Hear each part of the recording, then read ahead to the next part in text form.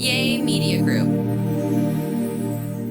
It is one of my greatest sources of pride is like, wow, that twink who was so worried and about like smelling good for people literally has a space for. Are you not into pit play, Ryan? What is all this?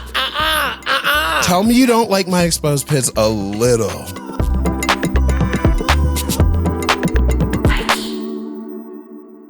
Welcome back, hoes. We are here. It is Highkey. How you doing? Don't get up in my business like that. You better wipe that fucking smile off your No, face. Yvie's just mad because I asked her why she hasn't been fucking all the Denver hoes because apparently they have migrated there. They've been there already. Yeah, I'm saying, number one, that is a rude question to ask this lady. That is not a rude question. I am actually quite surprised you have not stuck your penis in them. No, because that presumes that I haven't. Oh, well, true. How do you think I found out that Denver's like a bigger? all of my slut friends are like, oh my god, Denver, yeah. Oh, I love taking content trips out there. Have you seen the guys? And I'm like, yeah, bitch, I lived with them for like 30 years. Are they all really hot? Like, okay, that's actually really interesting. Are all the guys in Denver? Do they look the same? Is it a plethora of guys? Like, is it different? Is it just like Big Dick Central? Like, what is it giving? Okay, because this is where you can tell specifically the types of gays who come through here. Denver's about to hate the fuck out of me. And also, mind you, we just started the show, and everyone's probably like, okay, because the thing is, there is a very specific type of guy that exists in Denver, and I know because like I couldn't be him. I wasn't him. I'm not him all the way to my core. Now I've learned I have the power to dress up as him. The specific kind of guy in Denver is like the idea of a lumberjack. The idea,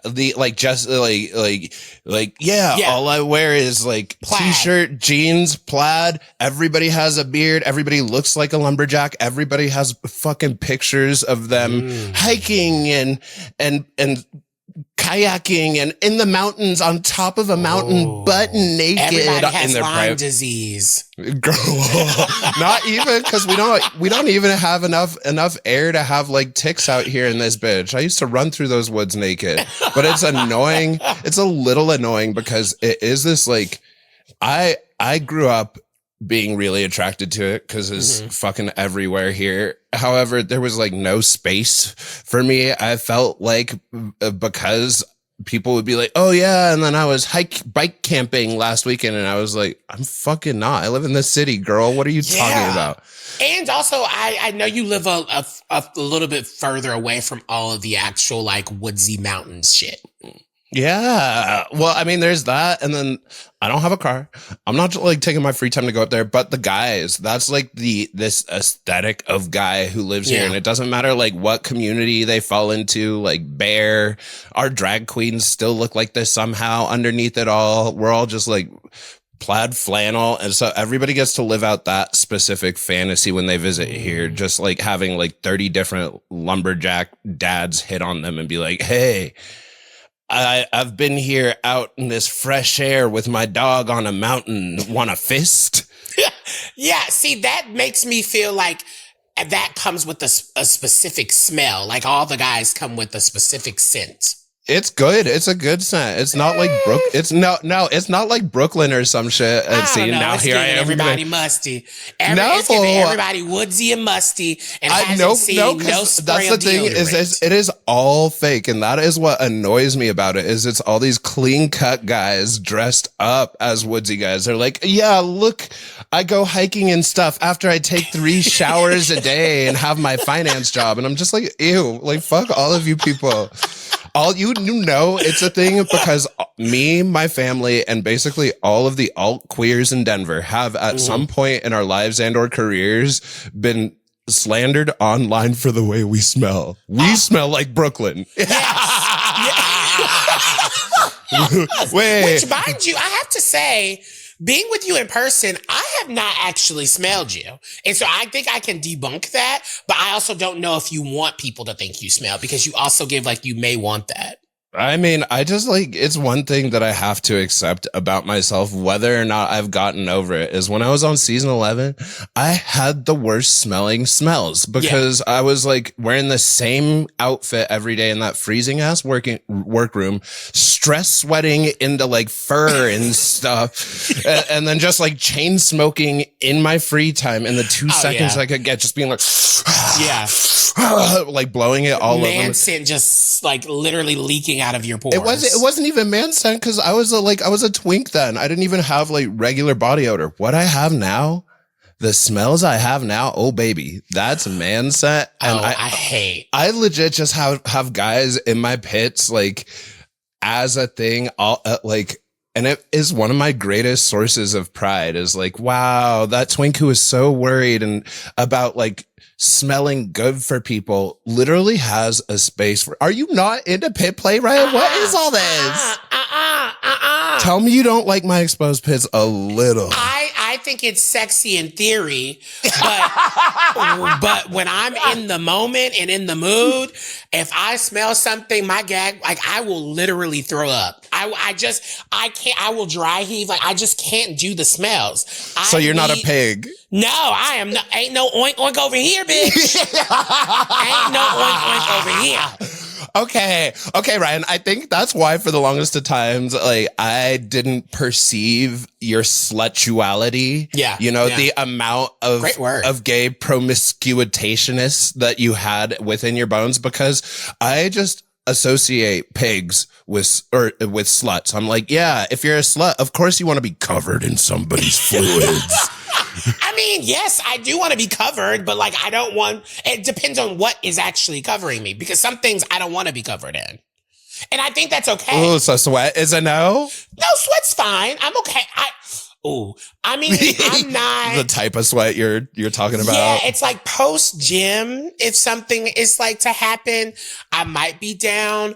But to be quite honest, I just know how my senses are set up, and I don't want us to like be in it and I'm just like gagging. Like I'm not gagging in the right way. I want to be gagging. And so it's like I'm so open to try everything once. Like I'm always said I'm down to try something once. Like even when I was dating a guy, and like it was our first date, and like we got back to my apartment and we were like hooking up. He like wanted to try to fist me, and I was like, babe, we just like had a full on 3-course deal, like dinner. Like, why would you want to do this right now? But apparently that was his thing. He was like, yeah, I want to feed guys, and then I want to feel all that food I just put in there.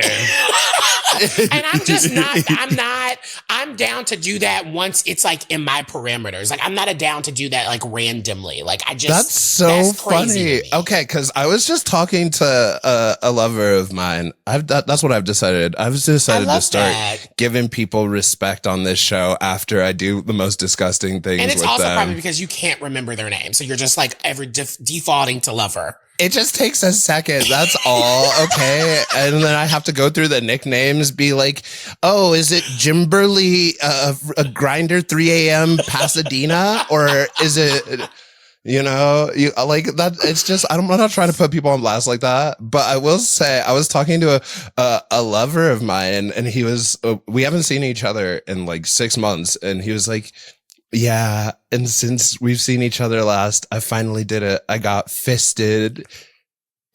But the only reason I could like really get into it, we got into this whole conversation about how on the slut apps, one of the things that annoys me the most that I cannot get into is when I have everything laid out on a profile. There's pics of all of my parts. It says like the general type of experience I'm looking for. Okay, so you're very detail oriented when it comes to your profiles. It's like not even details. It's just like, hey, I'm a dude and I like jizzing in holes and I've got a dick and I'm into kissing and stuff and eating butt. I mean, it says like that's Dr. literally Seuss couldn't have wrote it better. But that's the thing is, if it is out there, if you are stating what's out there, I think the most annoying question from one slut to another is, so what are you into? I mean, yeah, there is. Because it predecesses. True, but like some people don't. I don't mind being asked that. But I think if it is on your profile, then like, yeah, it's sort of like, did you even fucking read? Or can you read? Can you read? Because, literacy is at an all-time low. But I don't mind being asked that question. You know what I mean? I mean, okay, I'm curious. Like, what are you a bitch who asks that question? Like, when you go see some guy, you already have started a conversation on his profile because you know what you are into and know what you would like to have with this experience. Are you somebody who would be inclined to be like, hey, Mr. Big Dick 3000? So I'm curious, what are you into? Like, bitch, why are we playing coin? I will answer that after this fucking break. Highkey.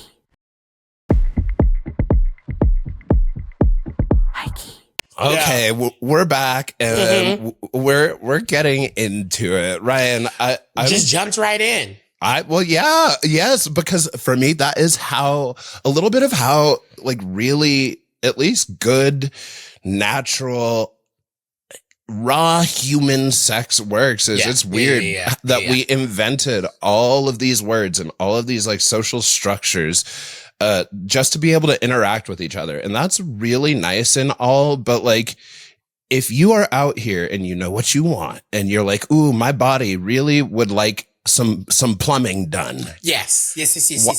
Why are we playing coy and like going up to the plumber's like establishment, knocking on the door and being like, hey, do you guys do plumbing here? Okay.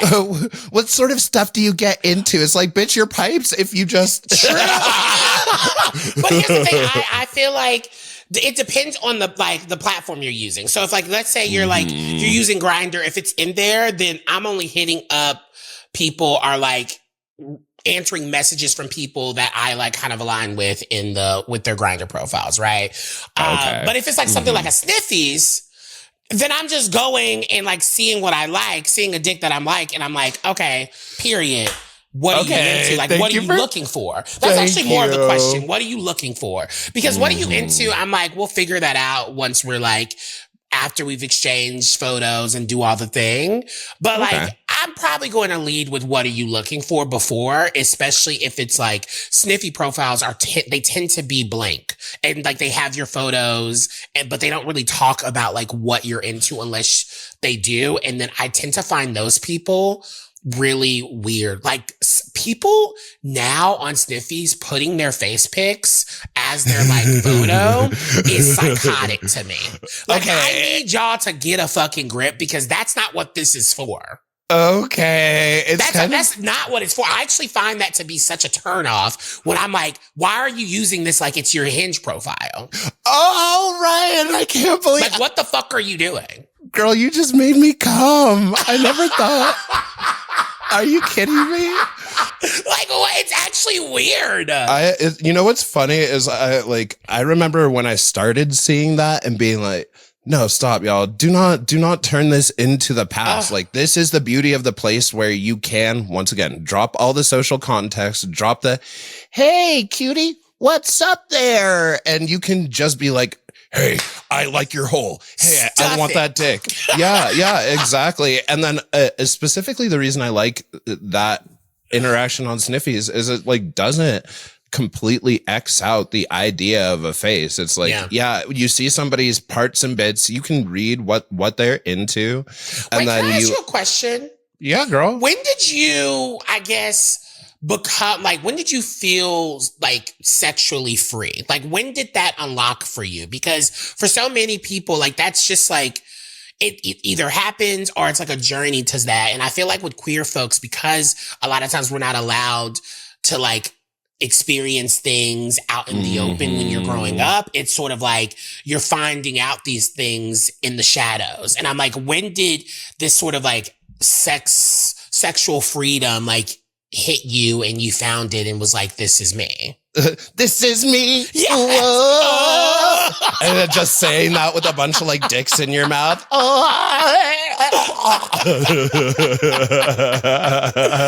No, okay. I think it's funny that you phrased it like that because it is a both. It is a yes and, you know.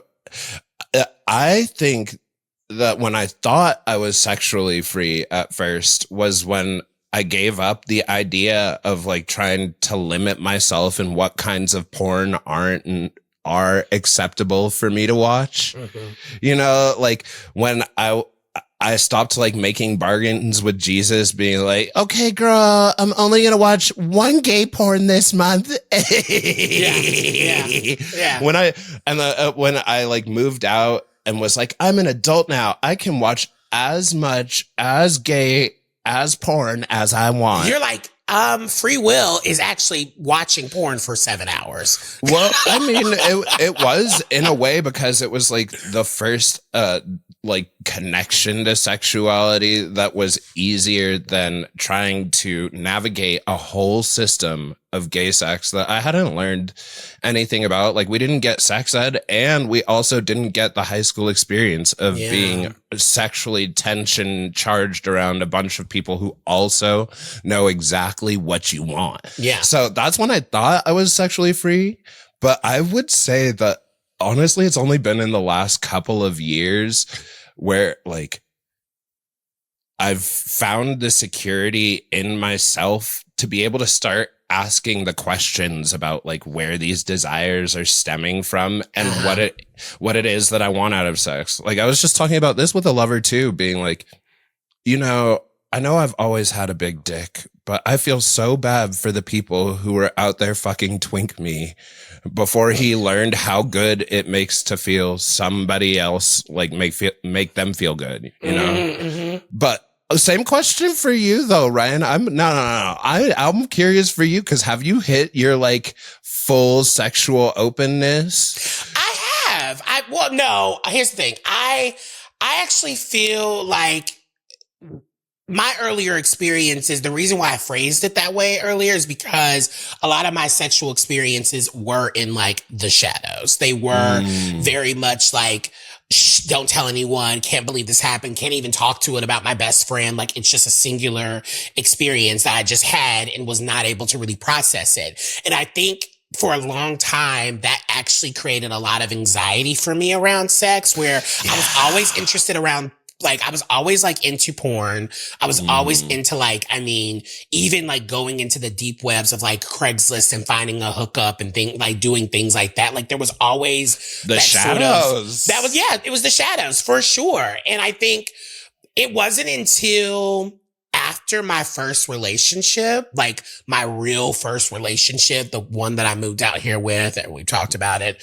I feel like that was it's so wild. I haven't really talked about this, I guess, publicly, but I felt like when he cheated on me and I kept finding out about it, it's so funny. I was thinking about this. When he cheated on me the first time, I remember sort of kind of getting turned on by it, which is kind of fucked when I think about it. But I sort of got turned on by it because we literally like hooked up like in the midst of like all the high emotions and all these things. And then when it happened out here and I found out like he was just like kind of going crazy and doing his thing, I sort of like felt once again a little turned on by it, but then also left out. And I was kind of like, wait, you're sort of like getting to experience. Like I found out he was going to sex clubs and all these things. I was like, wait, you're experiencing doing things all this without me. And like, if you would have like actually asked or like introduced it,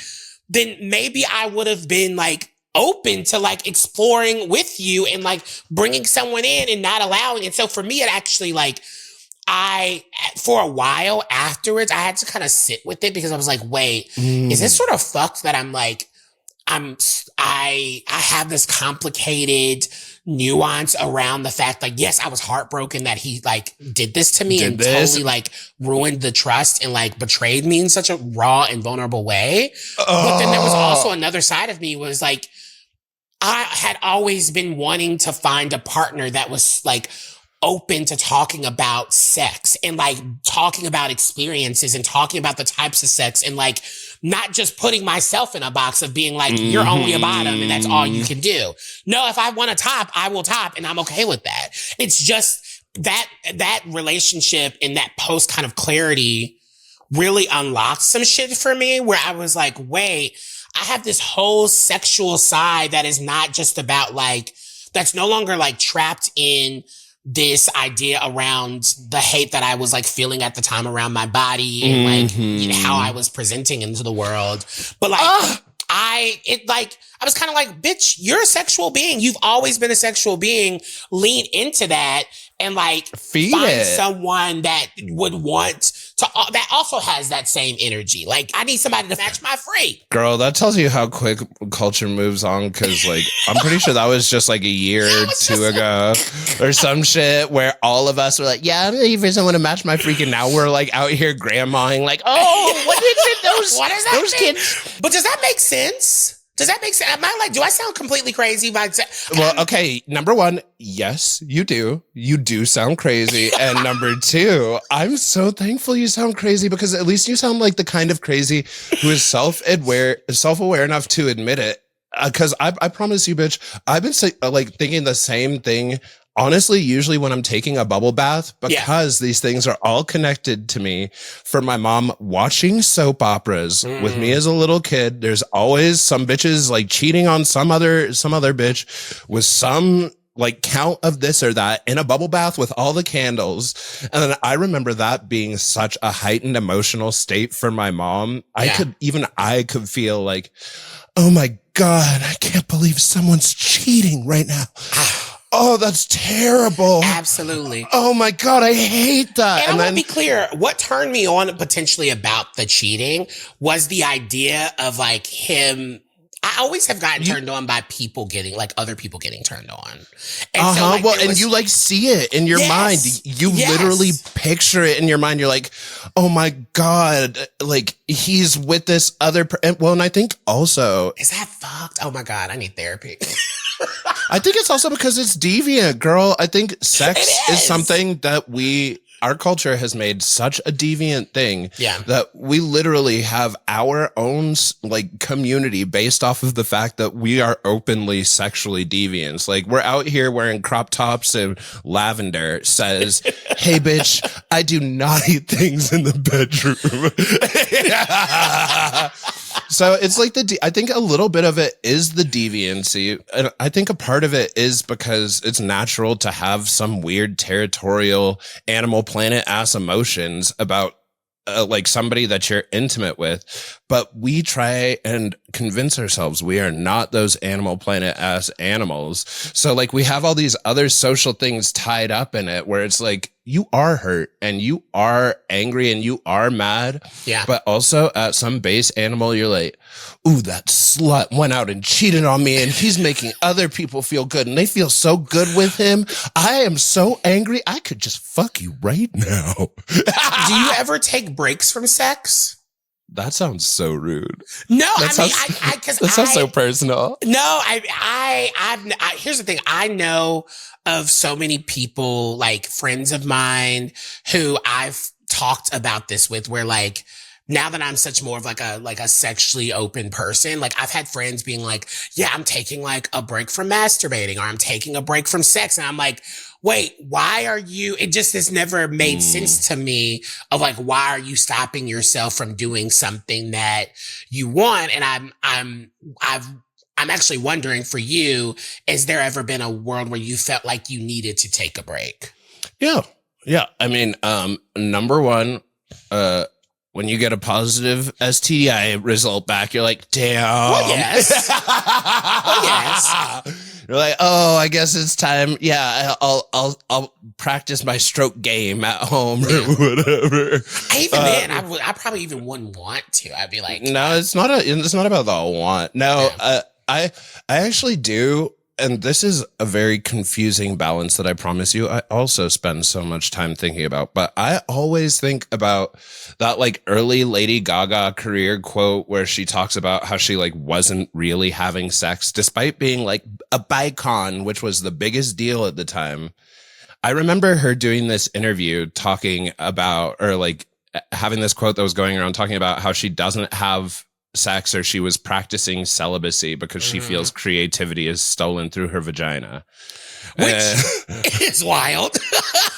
But also, it does come from like I've heard that where it's like there's a sort of like supernatural experience that people are like, they can be a little superstitious around, being like, you have to be careful who you're sleeping with because you're giving a piece of yourself to them. There's an energy exchange that's happening. So that's why I don't like the idea of like, ooh, you have to be careful who you're sleeping with. I'm like, but you should know who you're sleeping with based off of the energy that you're going into. Like, but that's not really queer culture though. Like if people are hooking up with people just like randomly at a park, like you don't know who you're sleeping with. You're just there because y'all are on the same. Yeah, but that's exactly like the energy exchange you are opening. I guess that's a better way to say it, is like we are aware of the different spaces and what they mean. Like if you are going into Deep Dark Dungeon Sex Club 3000, you're probably going to have a hard time finding the kind of energy exchange where somebody's like, hey, can we just like cuddle and talk for a while first?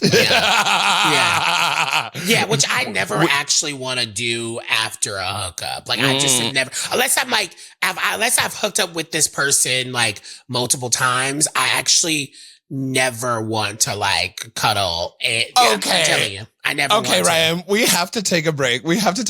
Because we got to, but we're delving right into that because we have some shit to hash out. Highkey.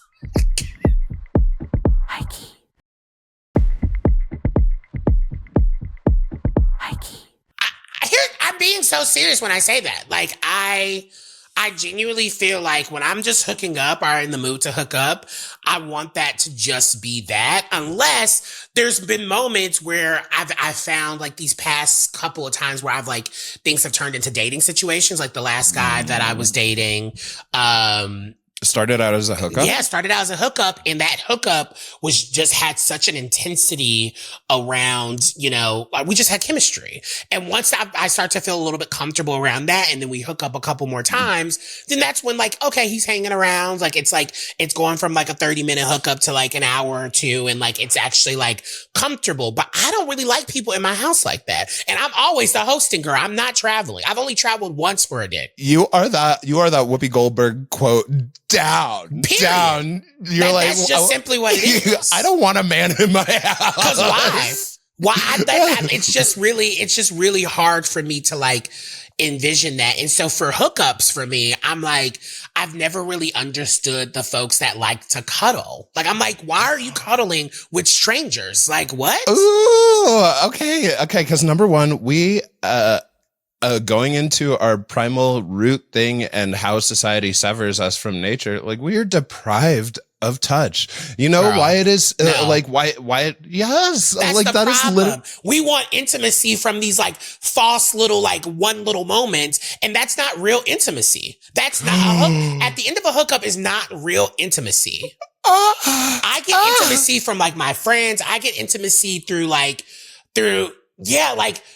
when I'm dating someone, but like a hookup, depending on, I'm not saying there isn't passion, there isn't these things, but like you cannot go into a hookup, in my opinion, expecting to get like, cuddled down and like all these things. Like that's just not what we're both here for. It shouldn't be, unless we're going to like connect with each other in that way. I would like to take a second to talk to all my lovers out there and say, Ryan doesn't know what he's talking about. No, take it to I do heart, know baby. what I'm fucking talking about.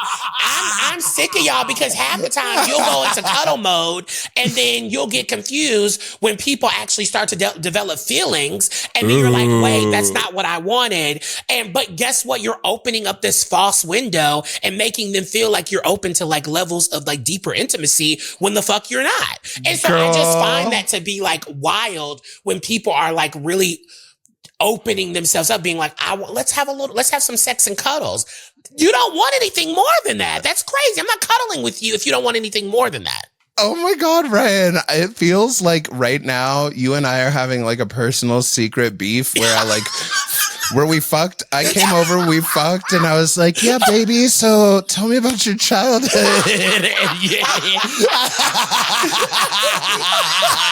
Yvie's like, wait, did we fuck? Let me get back at that, because that's the thing is, I actually have I'm not going to call it an issue, but I'm really bad unless it's like a pump and dump, like a face down, ass up. I have I have a difficulty not developing that sort of intimacy with people that I am sticking my dick in or getting my dick stuck in. Off of a first meetup? Well, yeah. Yeah. So how long are y'all talking before the hookup? Ass pick on sniffies. Hey, come over, wreck this hole.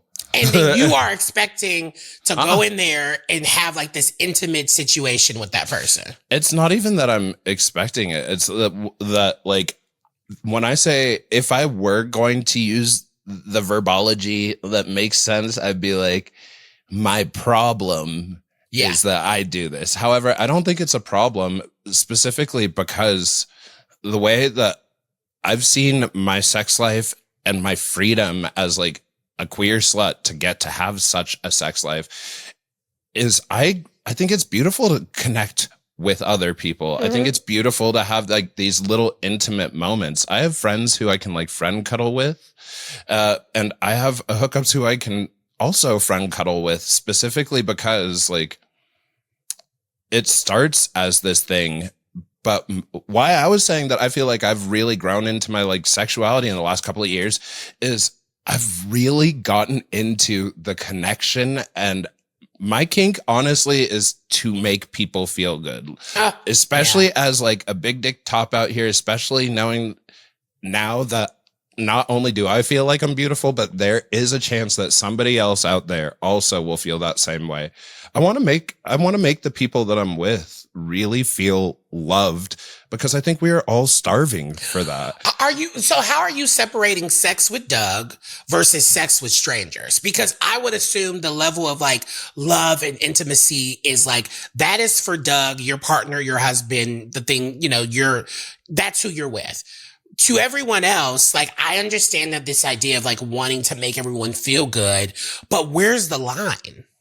Well, I mean, that's the thing is, it is this complex thing because Doug, for me, is, this is going to be really gay, but this is where all of this confidence like stems from. The number of walls I had to break down and barriers that we had to cross together to learn how to be intimate with each other. Like we were tops when we met. We were both strict tops. Like, yeah, hey, so eventually one of us is going to take. Twinkie said he just gives me twink. He's a twink top. Is he a top? Oh my god! I mean, he just gives twink. He's a big dick daddy. I mean, sorry to blast your shit like that, baby. That's exciting news. Yeah, he swings the peen. We got twin dongs, like they said in Blades of Glory,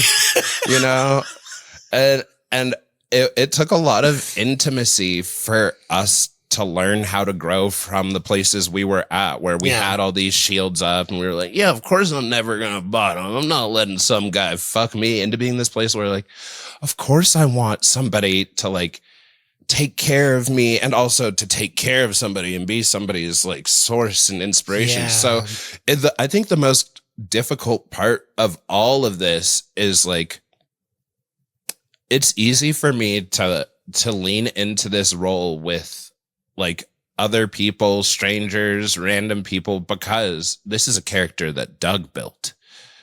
And so when I'm with him, it's like the sex has to be pure, real. It has to be like this raw thing. I've realized when intimacy is like happening, when I'm like experiencing a hookup, and when I realize like something shifts in my brain being like, wait, I'm feeling like an extra thing of chemistry.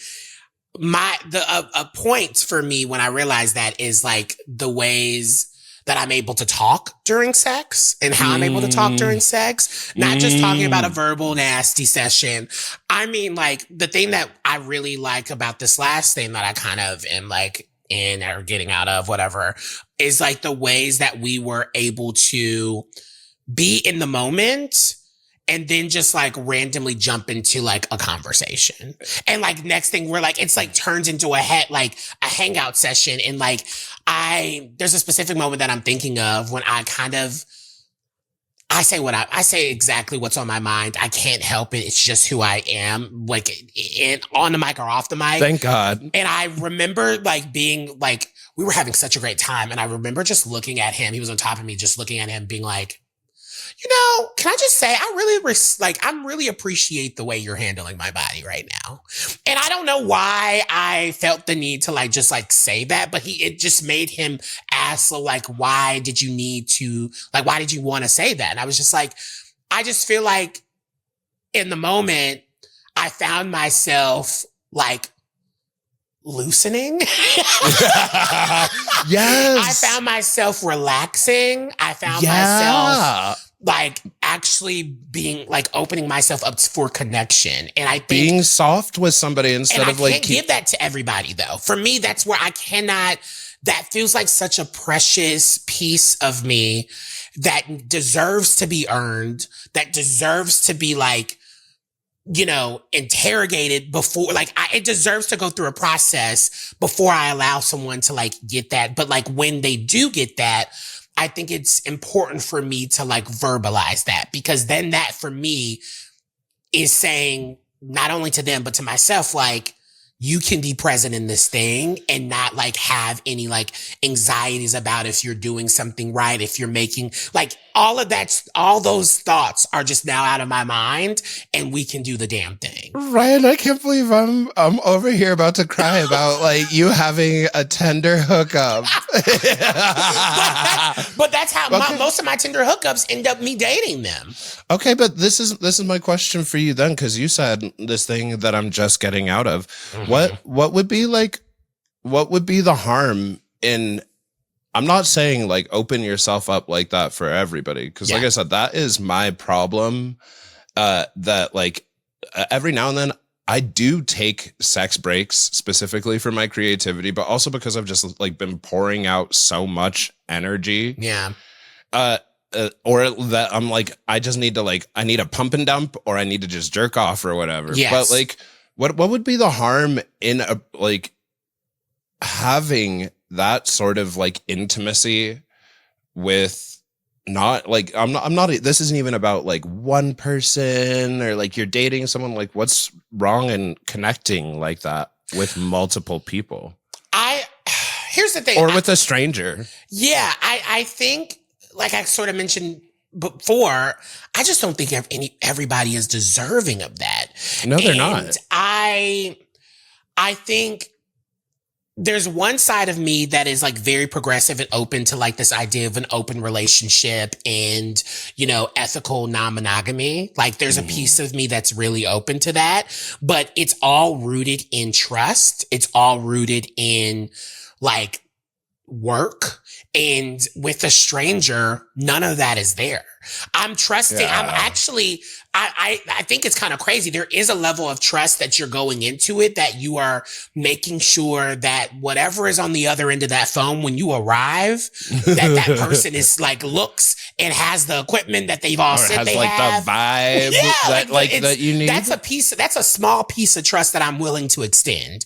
But anything else that is like rooted in like intimacy, I just am kind of like, let's just do the thing that we know we both want to do. And that's it.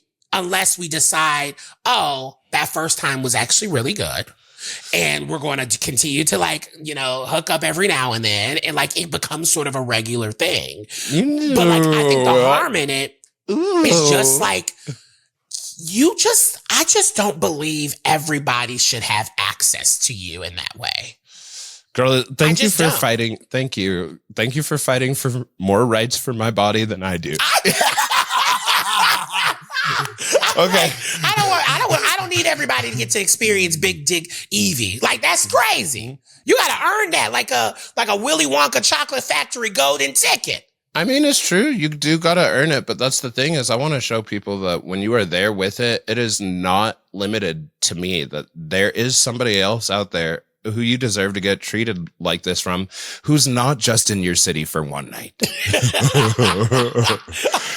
Okay, okay, let us take a break, check, slap our apps. Please, please. We'll be back with our fucking Highkeys. Highkey.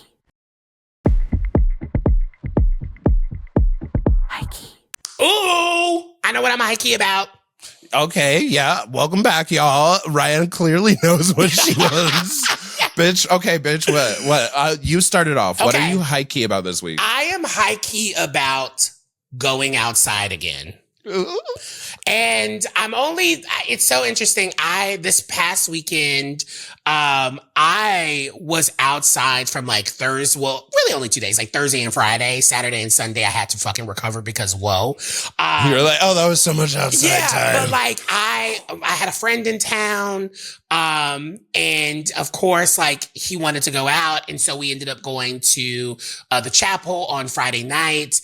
And it was just so nice. One, to be like outside again. I hadn't been outside in a very long time. I hadn't drank like that in a very long time. I did not pay for one drink. I think I did actually pay for one drink, but the rest of the drinks I did not pay for. You were like, the rest of the time I was outside. No, but like the ding ding ding moment for me is there were so many flirtatious moments like happening. Like there was this guy that was kind of at the table across from me and he just kept staring. But my thing is, you just staring, you're not doing nothing about it. Even when I left the club, he was just staring at me and did it up and down, but did not like make any moves. But I just kind of liked it.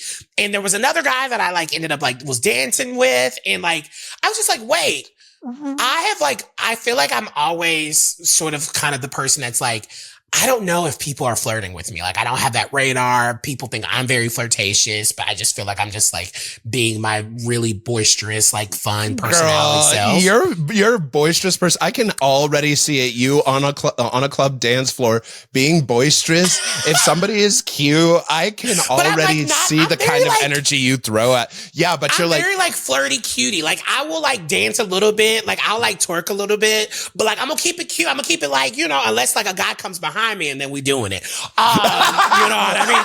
But I'm very high key about going outside. I'm excited about the summer. I'm excited about like just allowing myself to have a little bit more fun. That's what I'm high key about right now. And just to clarify for our listeners, we mean like the cool term going outside.